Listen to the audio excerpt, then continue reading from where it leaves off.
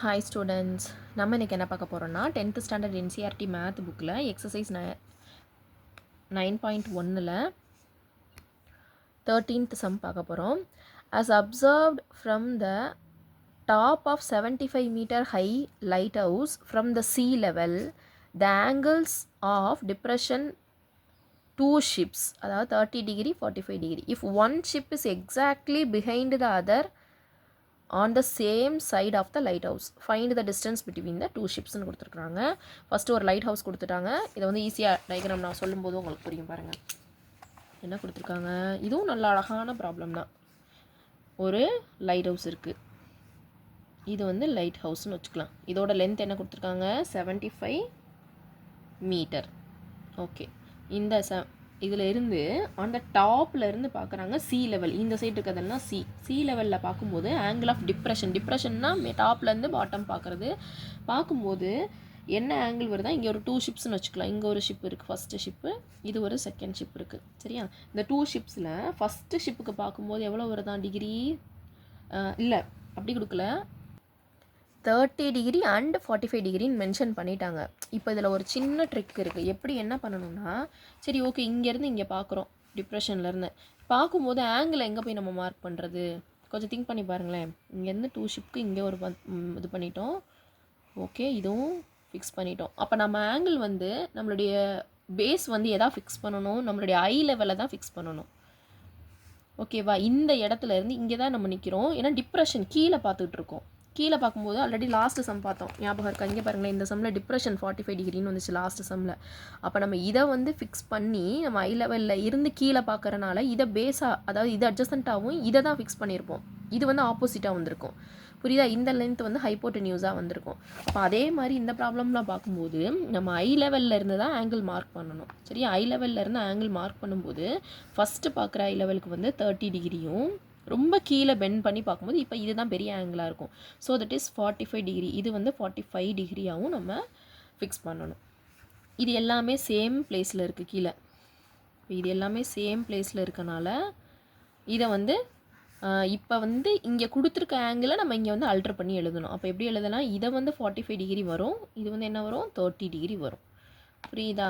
இப்போ எப்படி சேஞ்ச் பண்ணியிருக்கேன் அப்படின்னு இப்போ நேம் மட்டும் ஃபிக்ஸ் பண்ணிவிட்டு நம்ம ப்ராப்ளம் செய்ய ஆரம்பிக்கேன். இது வந்து ஏ, இது வந்து பி, இது வந்து சி, இது வந்து டி, இது ஒரு எக்ஸோ என்னமோ ஒன்று வச்சுக்கலாம், எக்ஸ்னு வச்சுக்கலாமா?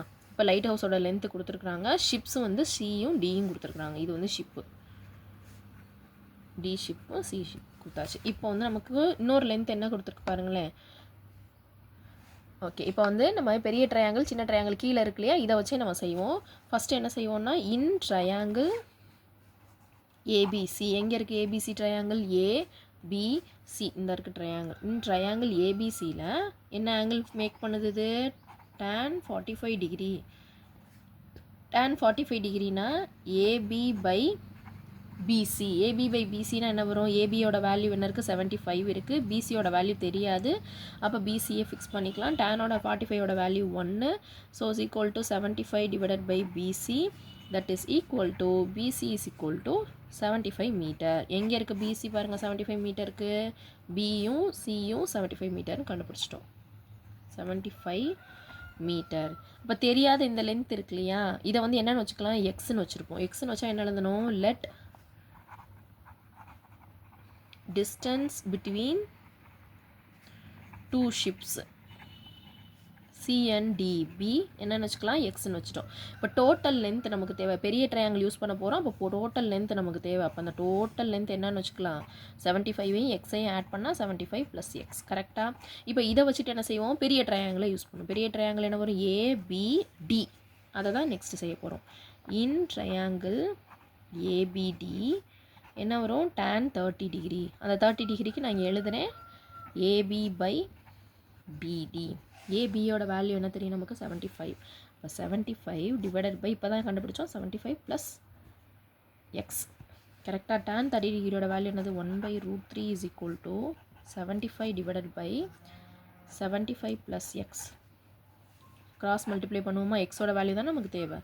கிராஸ் மல்டிப்ளை பண்ணால் என்ன வரும், 75 + X is equal to 75√3, that is equal to x is equal to 75 root 3 minus 75. ரெண்டு லைன் 75 காமன் எடுத்துடலாமா? காமன் எடுத்தால் என்ன வரும்? root 3 minus 1. அவ்வளோதான். கீழே போயிட்டுனா எழுதி முடிக்கணும் நம்ம. distance between